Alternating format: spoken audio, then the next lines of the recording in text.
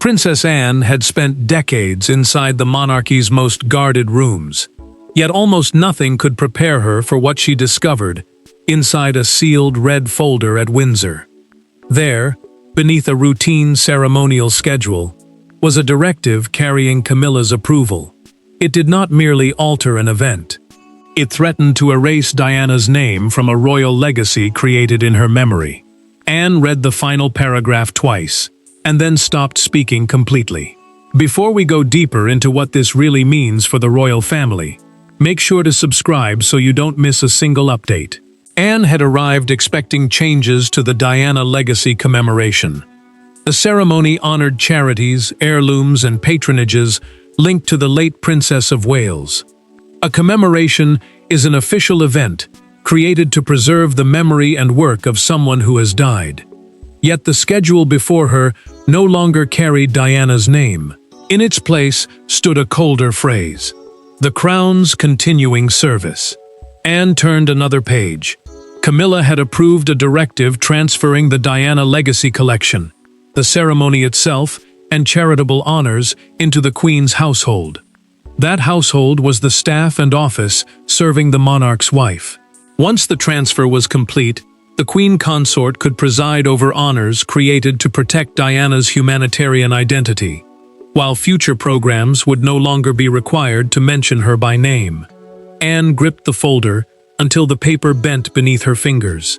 The change was not cosmetic. It would move control away from William, weaken his connection to his mother's work, and place Diana's memory under the authority of the woman whose presence had shaped his deepest childhood wound. An aide asked whether she wished to continue. Anne closed the folder, pushed her chair back, and said, "Who else has seen this?" The aide hesitated.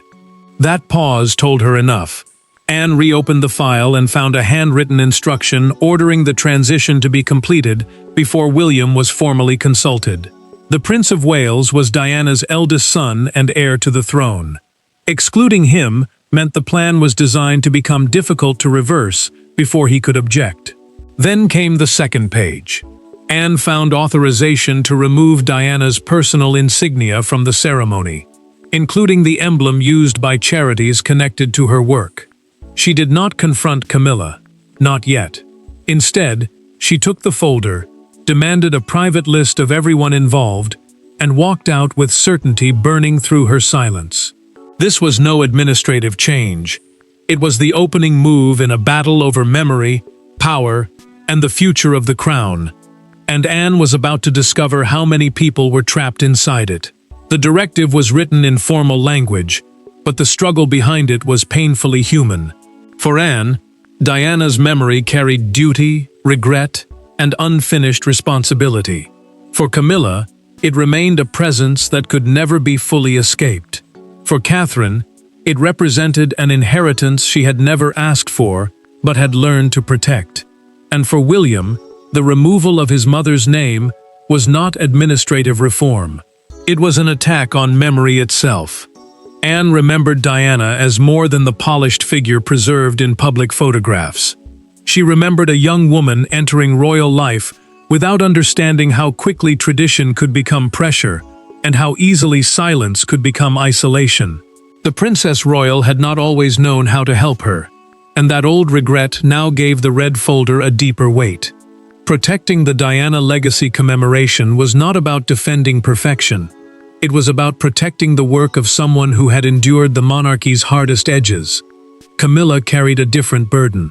She had spent years building authority beside Charles, yet Diana's presence followed her into every major anniversary, charitable speech, and public conversation about royal compassion. The Queen consort had gained rank, influence, and access, but she could never command the same emotional loyalty. Every mention of the former princess reopened an unspoken comparison, and every comparison reminded her that the crown could grant position without granting affection. William received Anne's message during breakfast. The wording was careful, but one phrase froze him immediately: urgent family matter. The prince knew his aunt never used those words for routine palace business. He read the message again, placed his phone face down, and stared at the table without touching his coffee. Catherine watched his expression change. She asked whether the message concerned Diana, and his silence answered before he could speak. The princess understood why the threat mattered. Her husband had spent years turning grief into public service, using his mother's memory to support causes the palace had once considered uncomfortable. Removing that name would not simply alter a ceremony.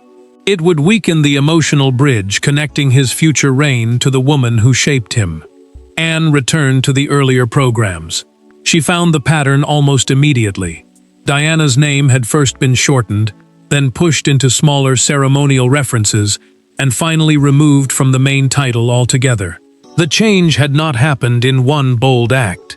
It had been carried out slowly, carefully, almost invisibly. Then Anne found the most disturbing revision. Camilla had been placed at the center of a medal presentation traditionally led by Diana's sons.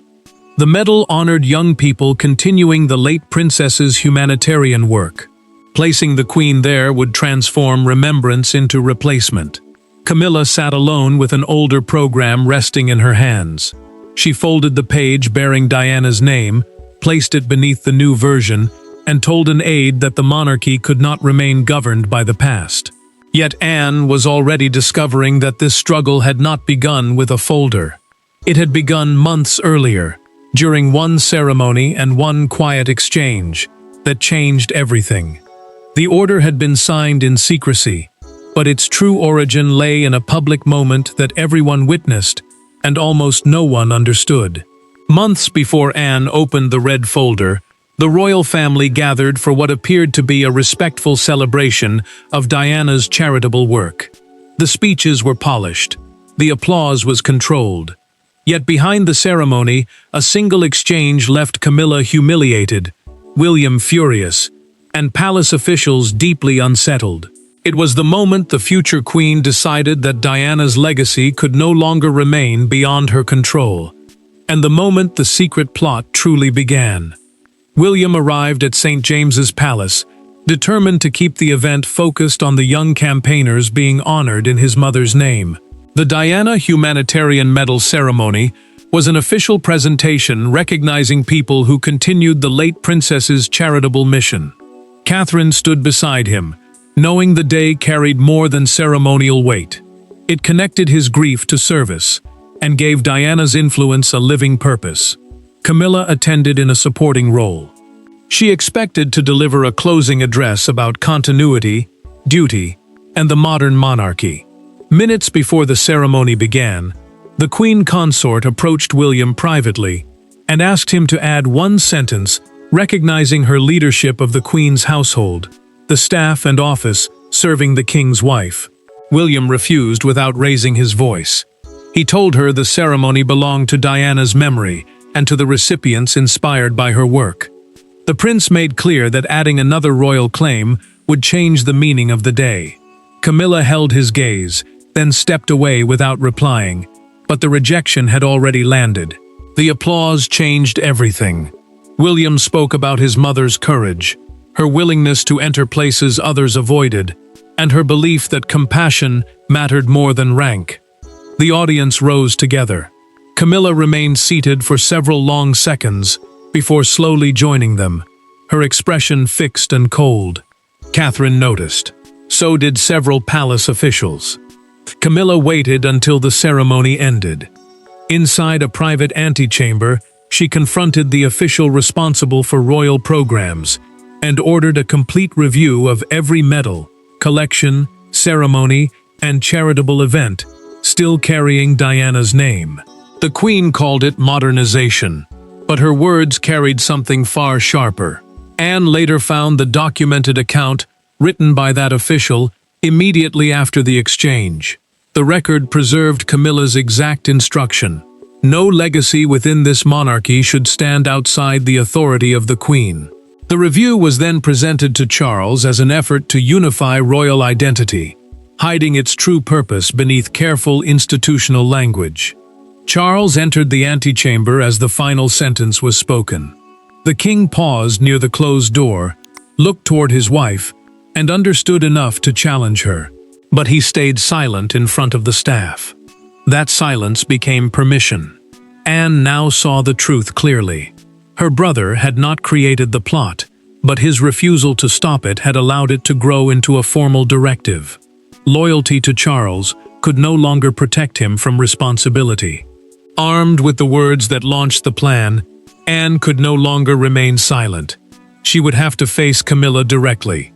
There were no advisors in the room, no private secretaries, and no carefully prepared statements. Anne had insisted on speaking to Camilla alone. The red folder rested between them like an accusation neither woman could ignore. For several seconds, nothing was said. Then the Princess Royal pushed the directive across the table and asked one devastating question. Did you intend to preserve the crown, or replace a dead woman who cannot defend herself? Camilla entered the Windsor audience room, expecting a dispute over ceremonial language. An audience room is a private royal space used for formal meetings and sensitive conversations. The Queen Consort had suggested that Charles or palace officials should attend, but Anne refused. This was not a briefing. It was a reckoning. Camilla recognized the folder immediately. Her expression tightened, and she understood that the review, the hidden instructions, and the rushed transfer had all been uncovered. She asked where Anne had obtained it. The Princess Royal ignored the question and accused her of weakening Diana's identity piece by piece because she lacked the courage to propose the change openly. Camilla did not retreat. She said the monarchy could not preserve every emotional attachment forever, and insisted that Diana's memory had overshadowed the living crown for decades. The Queen argued that no royal legacy should operate outside the authority of the present institution, especially when it strengthened one household more than another. Anne rose slowly. She placed both palms on the table and told Camilla that public love for Diana had not been created by palace order. It had been earned through suffering, courage, and service. The Princess Royal warned that rank could control ceremonies, but it could not command memory. Camilla finally admitted ordering the review. She denied trying to erase Diana, and claimed she wanted to stop William from using his mother's legacy as an independent source of royal power. The future king's connection to those charities gave him influence beyond the control of the Queen's household, and that influence frightened her. Anne understood the deeper truth at once. This was not only an attack on a dead woman's name, it was an attempt to limit William before he inherited the throne. The commemorations strengthened his bond with the public, and that bond could not be managed by Camilla or contained by palace procedure. Camilla reached across the table for the folder. Anne pulled it back and said the directive would not move another inch until the entire family saw what had been attempted. Her voice remained calm, but the warning was absolute. Camilla stood and delivered one final blow. She told Anne that Charles had already approved the principle behind the changes. The king's signature, not her ambition, now held the real power. Anne had exposed Camilla's motive, but stopping the plot would require confronting the one person whose approval could either destroy it or make it permanent.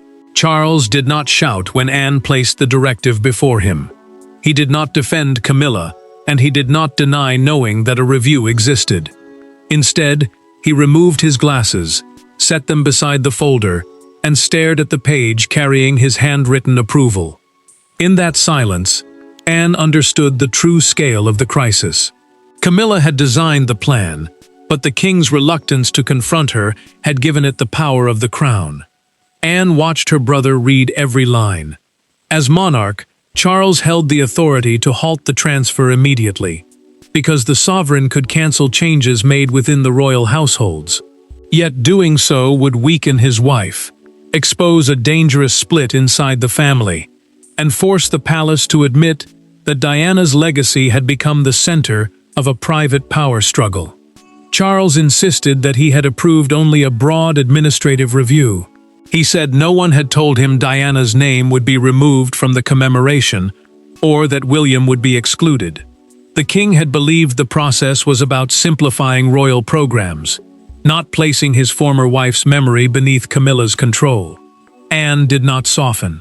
She told him that signing a process without questioning its purpose did not erase responsibility.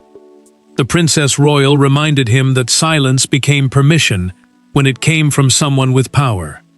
He had spent years balancing loyalty to Camilla against duty to William, but that balance had now collapsed. Charles reached the handwritten instruction ordering the transfer to be completed before William was consulted. His face changed. He pressed one finger against the sentence and read it again, as though the words had become more dangerous the second time. A constitutional advisor joined them through a private recorded briefing. The official explained that once the ceremonial assets entered the Queen's household, reversing the transfer would require a direct order from the monarch. Such an order would be public, humiliating, and impossible to disguise as routine administration. Anne then revealed the final danger. Copies of the directive had already been sent to 3 palace departments. The document could no longer disappear quietly. Someone would notice the reversal, and questions would follow. Charles walked toward the window and remained there for several moments. He knew protecting Camilla could damage his son. He also knew confronting her could fracture his marriage and weaken the crown. The choice was no longer private. It had become moral. Charles finally turned back and admitted that William had to be told before anything else happened. The king's voice was low, but the decision carried enormous weight. That single sentence changed the crisis completely. Once Diana's son saw the order, memory would become confrontation, and quiet compromise would no longer be possible. William read the directive without interruption. Catherine remained beside him, while Anne stood across the room and Charles watched from a distance.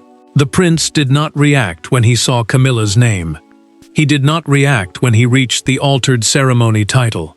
But when he read that his mother's insignia would be removed before he could object, he lowered the pages and said, with frightening calm, "This stops today." William understood exactly what was at stake. Diana's legacy was not merely a family memory. It was a public promise that her work on homelessness, mental health, compassion, and service beyond palace walls would not be reduced to a chapter the monarchy could quietly close. The insignia was the personal emblem linked to that work, used to identify the charities and honors carrying her name. Catherine saw the danger just as clearly. The princess knew those causes would shape the emotional identity of their future reign. They connected royal duty to people who often felt forgotten. Removing Diana from that story would weaken William's bond with the public and make the crown appear afraid of the compassion that had once challenged it. William turned toward Charles and asked why he had been deliberately excluded. The king admitted that he approved a review, but never knew the consultation clause had been changed. He said he had not seen the instruction ordering the transfer before his son could object. Catherine reached another page and suddenly went still. One revised ceremony placed her beside Camilla during the medal presentation, while Diana's name was removed from the program. The princess realized she would have appeared to support the replacement. Her silence hardened into anger. Someone had tried to use her presence as approval. William took a pen. He crossed through the new title with one firm line and ordered his office to suspend the ceremony until his mother's name and original insignia were fully restored. The future king did not request permission. He made the decision. Camilla received the consequences within minutes. Her planned address was cancelled. Her medal presentation was removed. Her new supervisory role over the legacy collection disappeared with a single instruction. A palace secretary warned Anne that invitations bearing the revised title had already been prepared. Canceling the changes would expose the dispute, because guests would notice the difference. The Princess Royal answered that concealment was no longer the priority. Stopping the damage was. Camilla dismissed her staff after receiving the news. She closed the audience room door and sat beside the speech she would no longer deliver. For the first time, the Queen Consort understood that William had drawn a line she could not cross through procedure alone. Anne knew the machinery of the plot had been stopped, but the wound beneath it remained open. Only one unguarded conversation could close it. William was about to face Camilla without a courtier, advisor, or king standing between them. William entered the room alone. Camilla had dismissed her aides, and Charles had agreed not to intervene. For the first time since the directive was uncovered, there was no institution protecting either of them from the truth. The prince placed the altered ceremony program on the table, but did not accuse her immediately. Instead, he asked whether she understood what it felt like to watch someone slowly remove his mother's name while calling it royal unity. Camilla held his gaze, but the silence between them carried years of resentment. William made clear that he had not come to debate administrative authority. The Queen's household was the staff and office serving the king's wife, but this was no longer about offices, schedules, or ceremonial control. He wanted to know why she believed Diana's memory had to be brought beneath her power. Camilla finally answered. She admitted that every public appearance involving compassion, family, or royal womanhood still placed her beneath the shadow of someone who had died decades earlier. The Queen Consort said she had spent years building a role beside Charles, yet Diana remained the standard against which she was judged. Camilla's voice hardened as she explained her fear. She believed the former princess would continue shaping William's reign more powerfully than any living member of the family. Every charity, every medal, and every speech carrying Diana's name strengthened his authority, while reminding the public of wounds the monarchy had never fully healed. William did not raise his voice. He told Camilla that his mother's legacy was not a weapon against her. It was an obligation he carried, because Diana could no longer protect the work herself. The prince said preserving that name was not revenge, it was duty. William removed the ceremonial draft from the folder. He tore the replacement title in half and left the original Diana legacy heading untouched on the table. The sound broke the tension more sharply than any accusation. Camilla then admitted the truth Anne had suspected. In a recorded private conversation authorized for the family archive, she acknowledged approving the early transfer, so William could not block it in time. The Queen no longer called it modernization. She called it fear. William did not demand public humiliation. He offered one condition. Camilla had to withdraw the directive herself and formally recognize that Diana's charitable legacy would remain independent of her household. Camilla took the withdrawal order and signed it. Her hand paused before the final stroke, but she completed it. She then said quietly that she now understood the difference between sharing history and trying to possess it. The private settlement prevented a royal rupture, but it could not erase the altered invitations already prepared. Outside the palace, questions were beginning to spread. Inside, the battle had turned. Beyond the gates, the hidden conflict was about to become public. The palace hoped the withdrawn directive could disappear into silence. But the revised ceremony title had already left Windsor. By sunrise, one newspaper carried both versions across its front page. Diana's name printed boldly on the original invitation, then missing entirely from the replacement. Beneath them ran 6 words that transformed a private royal conflict into a national reckoning. Who tried to erase the princess? By mid-morning, the gates were surrounded. Questions spread quickly, because guests had received 2 different invitations. One honored Diana directly. The other referred only to crown service. The commemoration was the official event created to preserve her charitable work, so the difference could not be dismissed as minor wording. It suggested that someone inside the palace had tried to change the meaning of the ceremony itself. Palace communications officials moved fast. They described the discrepancy as an internal formatting error and insisted that no deliberate removal had taken place. The explanation lasted only hours. A copy of Camilla's signed withdrawal order reached a broadcaster, proving that a formal change had existed and had been reversed. Outside Kensington Palace, the public answered without shouting. A crowd gathered beneath the gates and began laying white roses beside photographs of Diana. Parents brought children. Older mourners stood in silence. The flowers became a simple but powerful message. Her name still belonged to the people who remembered what she had represented. The evening broadcast made the crisis impossible to contain. A national presenter placed the original and revised ceremony programs side by side and called the missing name the most important absence in the royal story. The report then questioned whether fear, ambition, or insecurity had driven the attempt. Camilla watched alone. She listened as commentators examined every change and every hidden instruction. The queen consort switched off the television before her photograph appeared, but the silence afterward offered no escape. Anne felt no satisfaction. She told William that protecting Diana's legacy did not give them permission to destroy another woman publicly. The Princess Royal warned that humiliation could become cruelty just as easily as power could become control. He understood. Justice had to be firm, but it could not become revenge. Charles finally authorized a formal palace statement. The king confirmed that the proposed transfer had been permanently withdrawn and that Diana's memorial programs would remain protected under their original names. The wording ended the institutional dispute, but it also admitted that the danger had been real. William then announced that the delayed ceremony would proceed at Kensington Palace. Anne would present the first medal, while Catherine would deliver the closing tribute.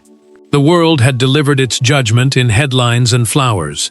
Now the family had to decide what consequence Camilla would accept, and whether accountability could exist without vengeance. The restored ceremony began with no attempt to conceal what had happened. Diana's name appeared exactly where it had always belonged, and the charitable emblem marked every medal presented that day. Anne stood before the recipients carrying neither anger nor satisfaction, but the hard calm of someone who had defended a boundary the monarchy should never have crossed. Camilla attended without a ceremonial role. William watched in silence. Charles knew the family had reached its final verdict.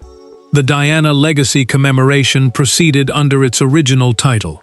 The event was created to preserve the late princess's charitable work, and a new private order now protected it from being absorbed into another royal household. Charles ruled that no memorial connected to a deceased family member could lose its name, purpose, or founding identity without approval from that person's direct descendants. The king had finally drawn a line his earlier silence had failed to protect. Anne presented the first humanitarian medal to a young campaigner helping homeless families. Before handing it over, the Princess Royal touched Diana's insignia and closed her eyes for one brief moment. Grief and duty met in that silence. She had not defended a perfect memory. She had defended the right of service, suffering, and sacrifice to remain honestly named. William thanked his aunt in a private conversation recorded for the family archive. The prince admitted that he had feared the institution would once again choose comfort over his mother. Anne told him that protecting history sometimes required confronting those one loved most. Her answer was simple, but it carried the full cost of what she had done. Camilla accepted a permanent consequence. The queen consort lost all supervisory authority over the Diana Legacy Collection and withdrew from every future decision involving memorial programs connected to the former Princess of Wales. Later, she met Anne alone and admitted that insecurity, not service, had driven the plot. She did not ask for forgiveness. The Princess Royal did not offer easy absolution. Charles then faced his son without excuses. The king accepted responsibility for allowing the directive to advance without scrutiny. He told William that protecting his marriage could never justify weakening his inheritance or rewriting Diana's contribution. The monarch's admission could not erase the damage, but it ended the silence that had allowed the danger to grow. Catherine delivered the closing tribute. The princess said legacy was not ownership of the past. It was the duty to carry another person's compassion forward without replacing their name. Her words gave the ceremony its final meaning. Anne's discovery had exposed the truth. Camilla's plan was not an innocent adjustment. It was a deliberate attempt to place Diana's memory beneath the authority of the Queen's household and limit William's control over his mother's work. The plot failed completely. Diana's name remained attached to her legacy. William's right to protect it was secured. Camilla learned that royal rank could command ceremony, but never public memory. As the event ended, Anne returned the red folder to Charles. The directive inside had been stamped "Withdrawn." He closed it without speaking, while Diana's name continued to be read aloud beyond them. The monarchy moved forward, not by erasing her shadow, but by accepting that some legacies belong to history, family, and the people who refuse to forget. Thanks for watching. Please don't forget to like and subscribe, and we will see you in next one.